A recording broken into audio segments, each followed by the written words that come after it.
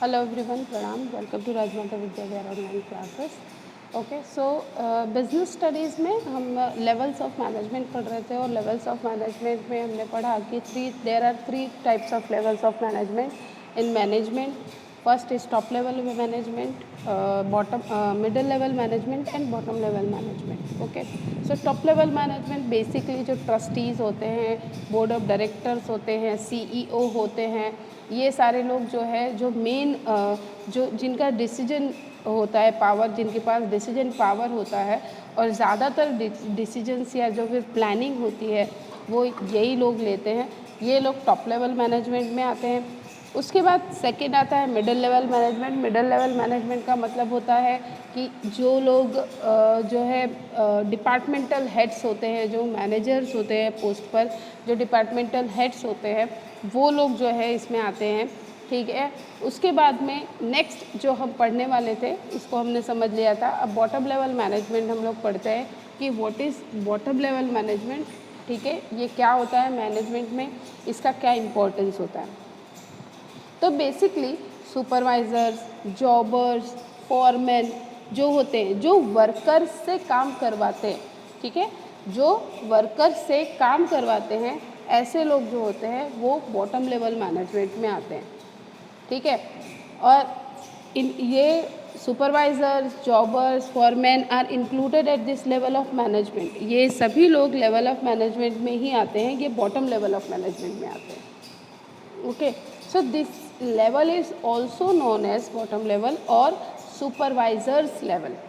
और क्या बोलते हैं, supervisors level। Decisions and policies decided by top level management are actually implemented by this level। ठीक है, जो टॉप लेवल मैनेजमेंट जो भी डिसीजंस लेता है एक्चुअली में उसका इम्प्लीमेंटेशन जो है वो कौन करवाता है, वो ये सुपरवाइज़र्स करवाते हैं। क्योंकि जो भी आप डिसीजंस ले रहे हैं वो डिसीजंस आखिरकार जिस पर इम्प्लीमेंटेशन होगा या वो जो काम करेगा वो कौन करेगा, वो वर्कर्स ही करेंगे। ठीक है, जो विदाउट देखो जो भी आप डिसीजंस लेते हैं वो प्रोडक्शन से रिलेटेड ही ज़्यादातर लिए जाते हैं कि भाई हमको अगर हमारी प्लानिंग होती है कि आज से 5 साल बाद या 1 साल में हमको कितना हमारा बजट होना चाहिए या हम कितना प्रोडक्शन लेवल को अपने बढ़ा सकते हैं, तो ये सारे जो डिसीजंस होते हैं तो इसका जो इम्प्लीमेंटेशन होता है वो एक्चुअली में क्या होता है, वो लोअर लेवल में ही जाता है। तो बॉटम लेवल में जो मैनेजमेंट में जो भी लोग होते हैं वो इसका इम्प्लीमेंटेशन करवाते हैं। इसीलिए इसको फंक्शनल या ऑपरेशनल लेवल ऑफ मैनेजमेंट भी बोलते हैं। Supervisors working at this level are representatives of the management. ये रिप्रेजेंटेटिव्स होते हैं एक तरीके से मैनेजमेंट के, क्योंकि उनका काम करवाते हैं। At this level of management functions are performed less while administrative work is more. यहाँ पर क्या होता है, मैनेजमेंट के जो फंक्शंस होते हैं मतलब decision taking decisions, then mental जो एबिलिटी होती है वो थोड़ी कम होती है बॉटम लेवल में, लेकिन यहाँ एडमिनिस्ट्रेटिव वर्क ज़्यादा होता है क्योंकि आपको वर्कर्स से काम करवाना है। ठीक है, अब यहाँ पे देखो बॉटम लेवल मैनेजमेंट के फंक्शंस क्या होते हैं।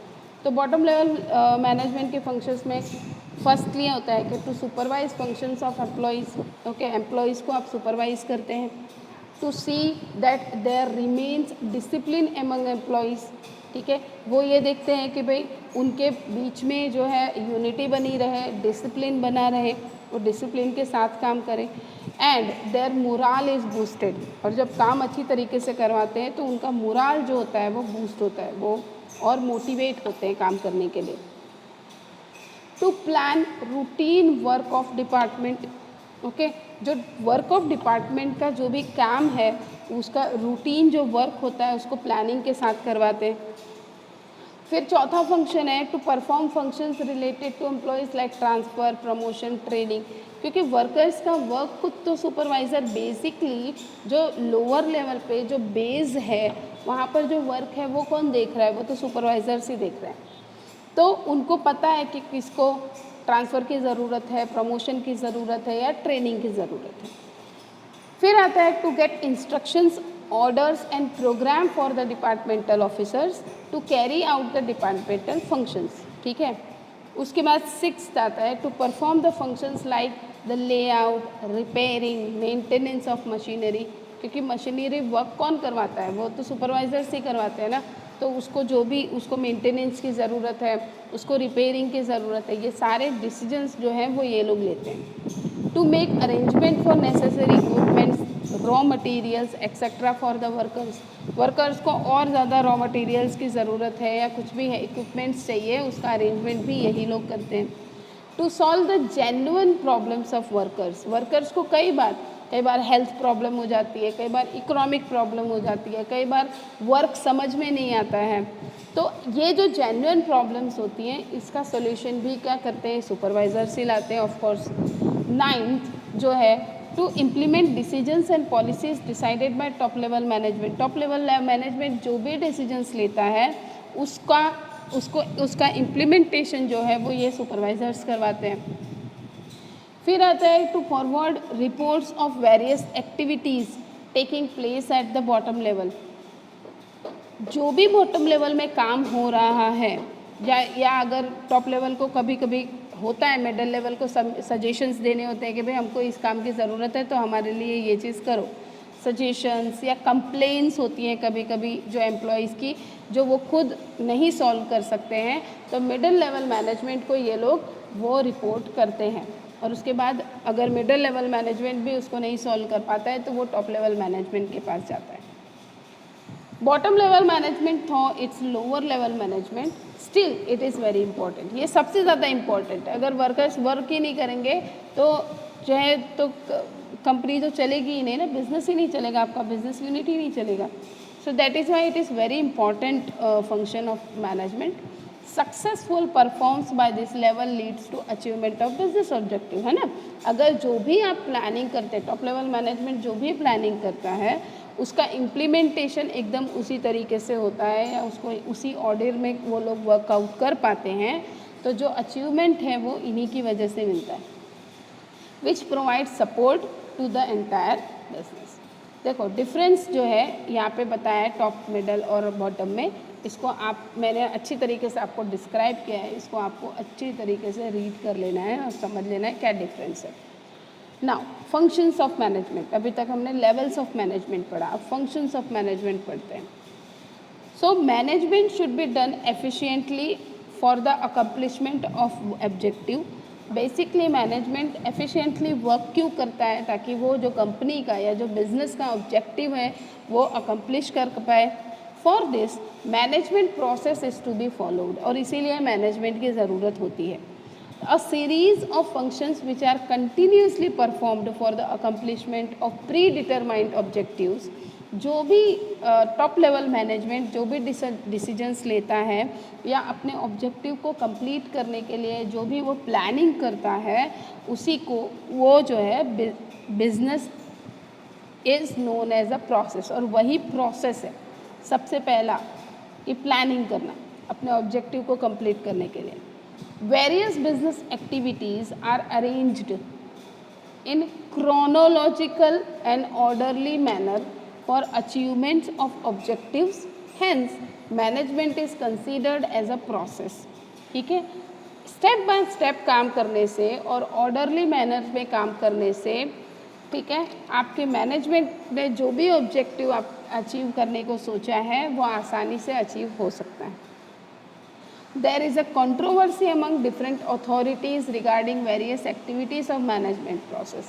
बहुत सारे थिंकर्स, बहुत सारे इकोनॉमिस्ट, उन लोगों ने सब ने अपने अपने हिसाब से मैनेजमेंट प्रोसेस बताया है कि सबसे पहले मैनेजमेंट में क्या प्रोसेस होनी चाहिए, स्टेप बाय स्टेप क्या काम करना चाहिए, ठीक है।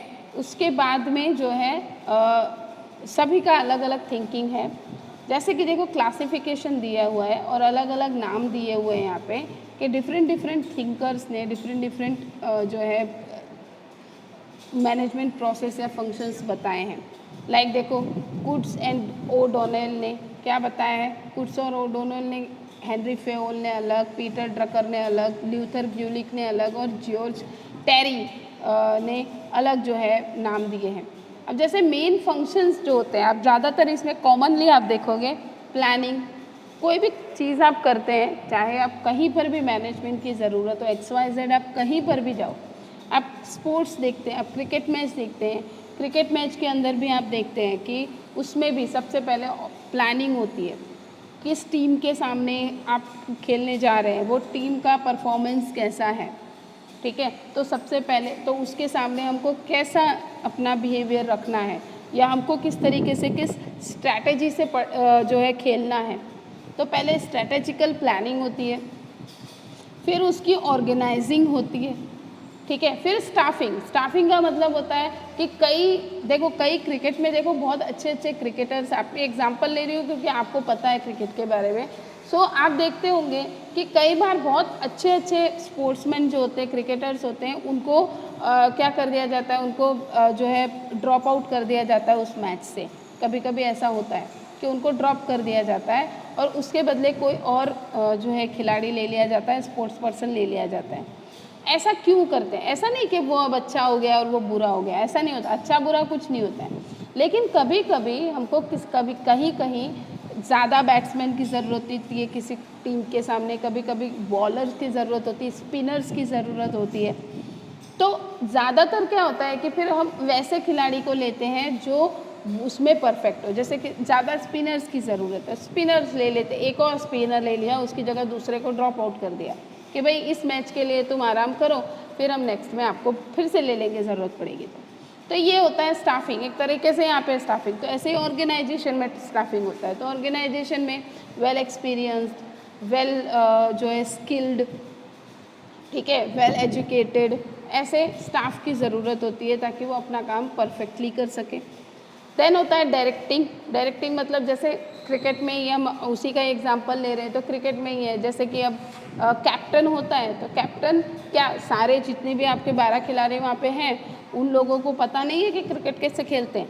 क्या किसी को पता नहीं है कि कैसे फील्डिंग करी जाती है? क्या किसी को पता नहीं है कि बैटिंग कैसे कैसे करी जाती है? सबको पता है, सभी लोग वहाँ पर वेल ट्रेंड है।